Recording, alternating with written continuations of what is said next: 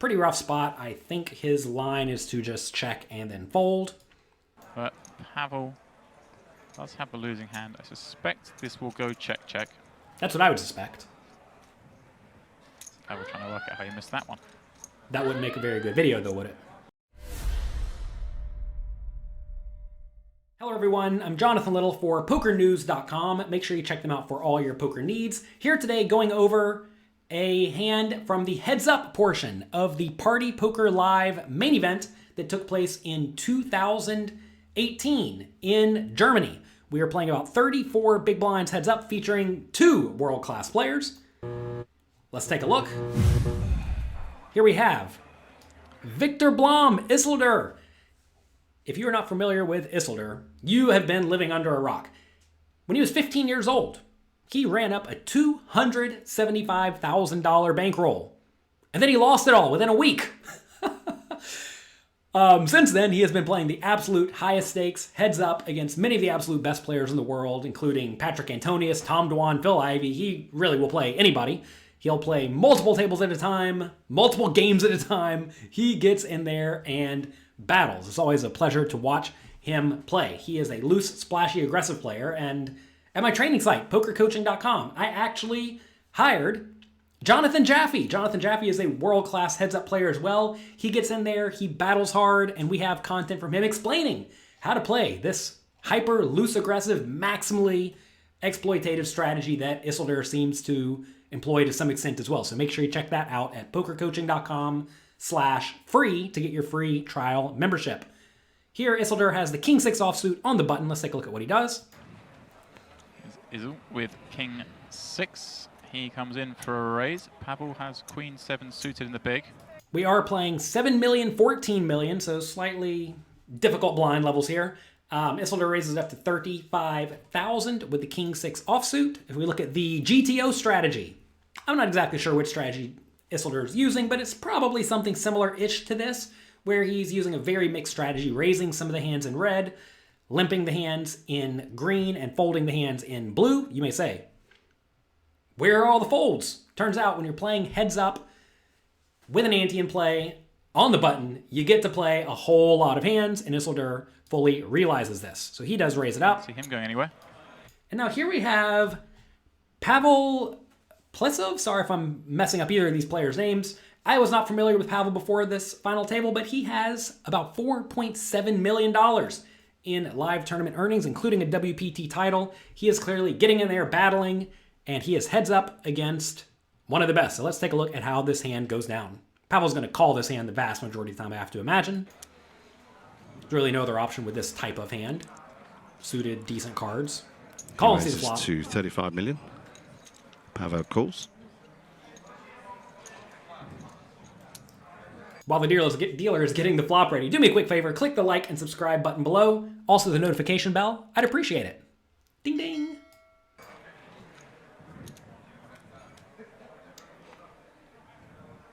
Nice door card, and both players have flopped a pair. See, Isildur does the backdoor flush draw as well with his king. All right, so Pavel checks pretty automatically as you would expect him to do. Over to Isildur, he has top pair bad kicker. This seems like a pretty reasonable spot to continuation bet, but this board actually is very, very coordinated to the point that you are going to get check raised some portion of the time here. So you have to be a little bit careful betting too often in this spot. Let's take a look at what Isildur does, then we'll look at the GTO strategy. He keeps the aggression up as he has done every time he's flopped any hand. Pot 70 million. He bets 45 million, so, you know, roughly a little bit more than half pot. Let's take a look at what the GTO solution is. As we see here, if you take a look at this, the GTO strategy, as you'll find in a lot of scenarios heads up, is to bet with your best hands and some draws. So on King, Queen, 9, what are the best hands? The best hands in the spot are pretty much going to be your good kings and good queens. And if we take a look at the hands in red that are betting, we see something like Queen 10, Queen Jack. These are queens with gut shots betting. We see a lot of the good kings like King 8-ish and better, mostly betting, King 9 and better, King 10 and better, somewhere in there. And if we take a look at the hands that are checking, usually these are going to be a lot of marginal made hands, like the weaker kings, the weaker queens, the 9s, right? So we see the weaker kings doing a whole lot of checking, although they do bet sometimes. Same thing with the weaker queens, like Queen 4, for example, checks the vast majority of the time. And hands like the weaker 9s, like let's say 9-7 offsuit, checking the vast majority of the time. In terms of bluffs that you are betting with, I have to imagine a lot of jacks and 10s are going to be bluffing, and we do see a smattering of those hands bluffing. Look at this random like Jack X and 10X doing a pretty good amount of bluffing. So when Isildur is betting, he wants to make sure he's relatively polarized here, just with a lot of his really good hands and a lot of his draws that don't mind if the opponent folds. We also do see some stone bluffs in here with like 7-6 offsuit, which is pretty cool to see. And, you know, you should mix in some bluffs like that from time to time. So he does go for the roughly 66% pot bet. That is roughly the size that King 6 likes to use when it does bet. That said, you do want to check kind of frequently. I will say, before we move forward, that Isildur is known to get in there and battle hard. And if you are known to get in there and battle hard, that to some extent lets you value bet a little bit thinner because your opponents are going to think that you're bluffing a little bit more than perhaps you are. Maybe you are bluffing a little bit more, but as you're bluffing more, you get to also value bet more, and that's usually going to let you bet more frequently with your top pair type hands. Pavel, of course, has backdoor diamonds. Very easy call here, middle pair, backdoor flush draw. Kind of like Isildur does not want to be making the pot gigantic with his marginal made hands, neither does Pavel. Seems like a nice pot just to check and then call. He will surely call. In reality, Now, if you catch, I would expect this hand to result in lots of check call downs from the Queen 7 here. This is just a really, really solid marginal made hand, and unless the board gets really scary, I have to imagine Isildur's probably just going to frequently bet turn and bet river if the board comes out not scary. If the board does come scary, then there'll be some checks involved, but this Queen 7 against someone who is loose and aggressive like Isildur really is not looking to fold. catches a diamond on the turn, you might want to play the hand far more aggressively. Obviously, if a heart comes, Isildur will be in the same spot. Currently winning, and it is the ace of diamonds on the turn. Action card. I imagine. So Pavel checks immediately, as he's going to do every time in this scenario. And now Isildur actually has a pretty neat spot where he has top pair bad kicker. Or like, I guess it's second pair bad kicker now. And normally this is a hand you would very much want to check. However, if we think about Isildur's range to bet the flop, take a look at this range that's betting the flop. It's a lot of really good big cards, right? Also, many of these hands in this vicinity are flush draws, right? And backdoor flush draws, all of which pick up a decent amount of equity. So when we get to the turn, Isildur actually has a whole lot of really good hands, and Pavel's range does not contain a ton of ace highs.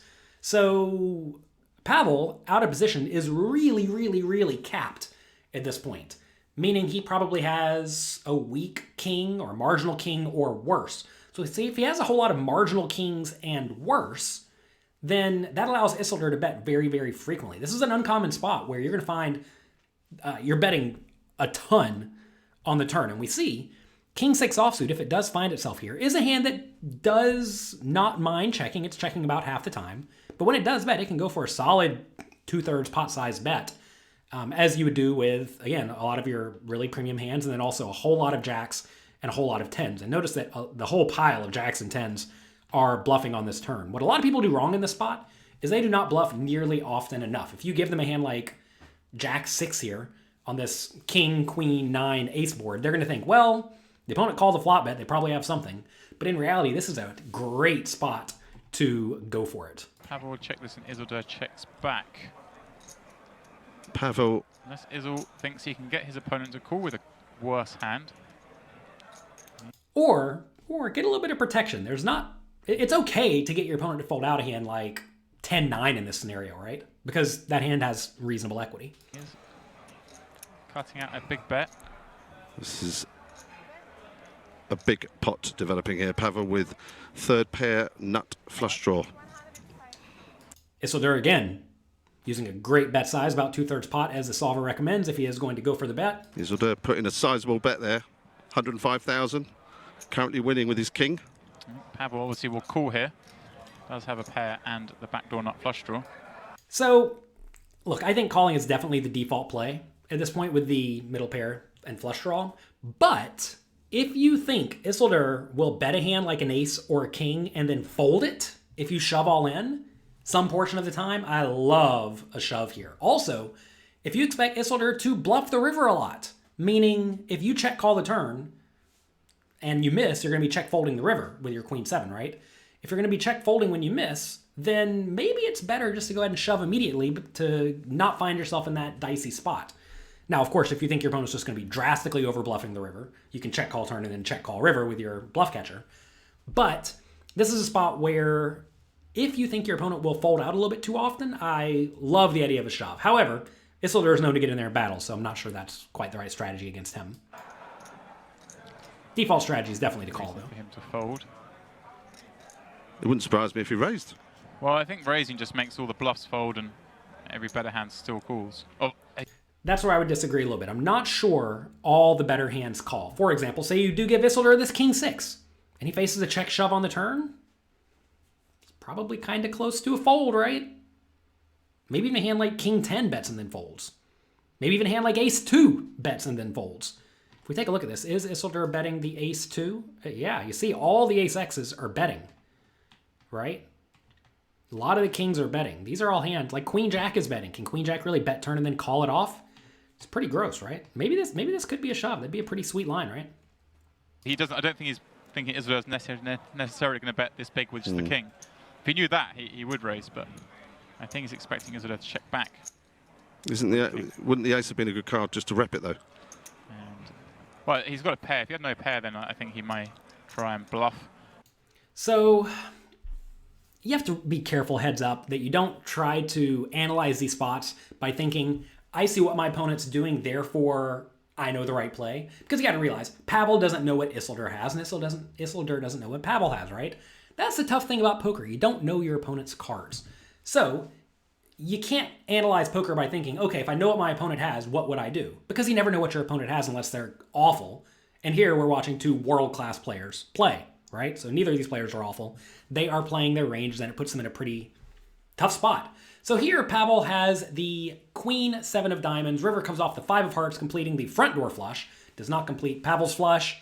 Pretty rough spot. I think his line is to just check and then fold.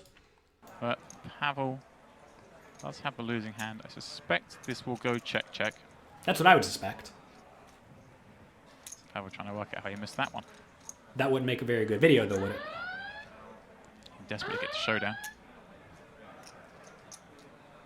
He could rep hearts here. He does rep hearts. Wow! He moves all in. What a All play. in. What a play. All right, everybody. All right.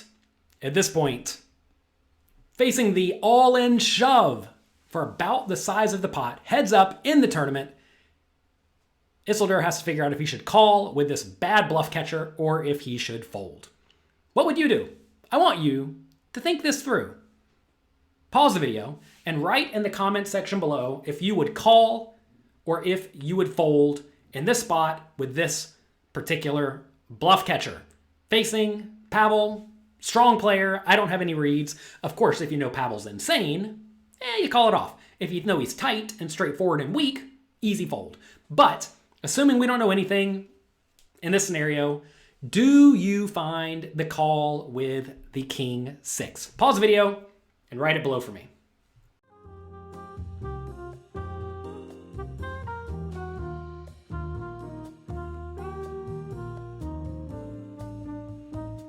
Okay, are you back? Did you find the hero call, or are we going to continue playing heads up? What does Isildur do? He moves all in. How can Surely Isildur call? Isildur can't call here. Channel the GTO He's thinking it through in robot. his head. He's thinking he called me on the flop.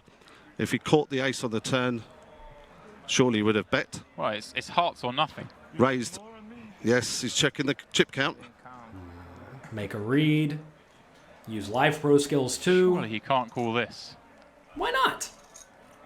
You got a pair. Just thinks there's no way Pavel check calls 100 million with a flush draw. This is a situation where I have to presume Isildur is assuming Pavel is super polarized. But would Pavel check call flop and check call turn out of position with a flush draw? Why would he not have just raised the flop? Why would he not have just ripped it in on the turn after he faced a bet, right? there really shouldn't be a ton of flush draws in his range. And if he did have flush draws in his range, would he actually want to lead with them? Because if you lead all of your flush draws that made flushes on the river, what does that make the rest of your river checking range look like? If you lead all of your nuts, your checking range is all garbage. Your checking range is very unprotected. So this is a spot where if you're playing against someone who only leads with their flushes, and they always lead with their flushes, and that means when they check, they just have all garbage. That allows Isildur to just absolutely crush them by betting the river. But that's probably not what Pavel's doing, especially given he has this stone bluff here. It's a pretty interesting spot, right? Where Isildur has to figure out, is our opponent just trying to super level us where he's only jamming with flushes or only jamming with bluffs?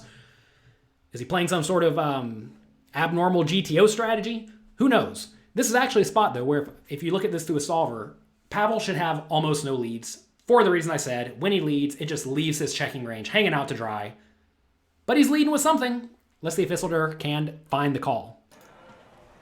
In actual fact, he did. He had the nut flush draw in diamonds and a pair. Well, the problem is the flush draw that he's most likely to check call with. Just do what Isildur just did there, where he kind of like plop the chips forward a little bit to shuffle them. I'm not saying he's making any sort of angle at all, but you have to be careful with any sort of forward motion because the dealer may say, "Is that a call?" And then you like, maybe it is, maybe it isn't, or maybe they just say call, right? And that could end up not being good. Be careful with any sort of forward motion when you're playing live poker.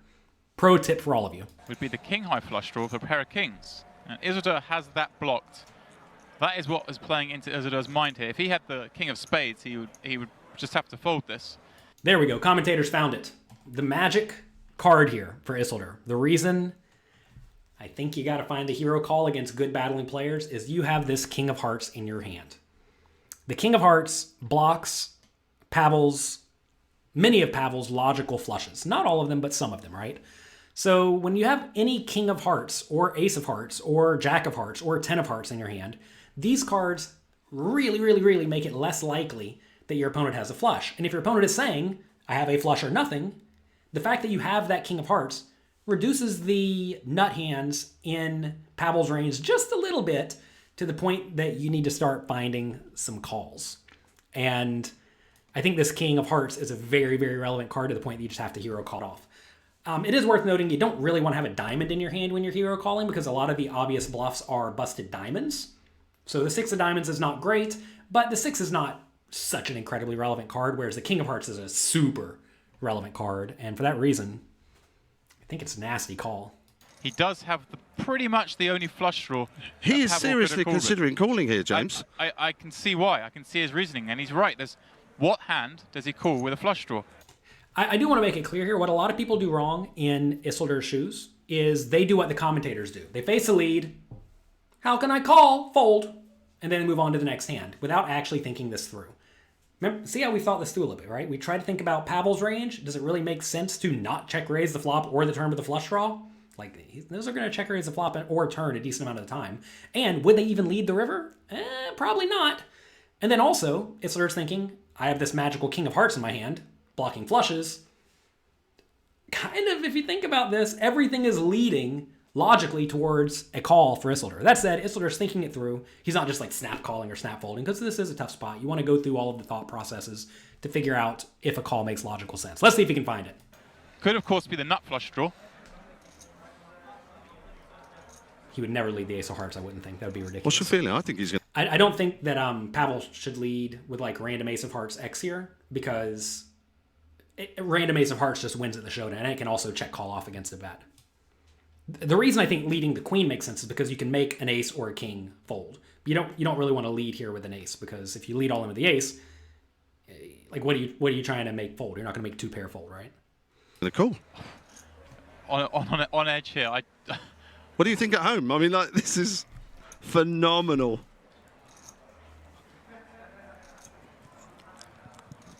It's only the whole tournament on the line. So close.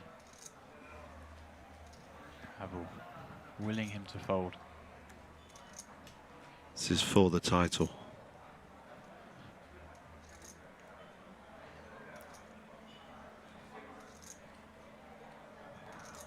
What can you do? Doesn't want to call, but his Gotta gut's call. telling him. Only the nut flush places. Wow! What a goal!